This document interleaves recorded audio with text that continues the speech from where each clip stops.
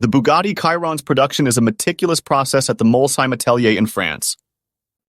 With 12 supercars under construction, each Chiron takes about 9 months from configuration to delivery.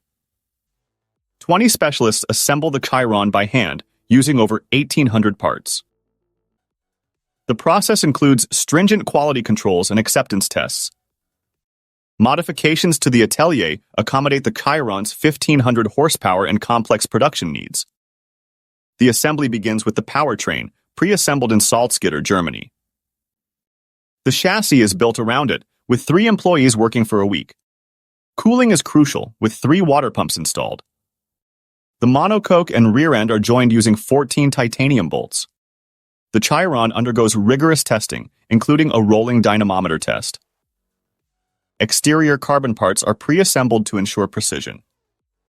A water test simulates monsoon rain to check for leaks before interior fittings are installed.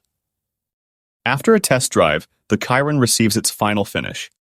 Protective foils are removed, and the car is polished.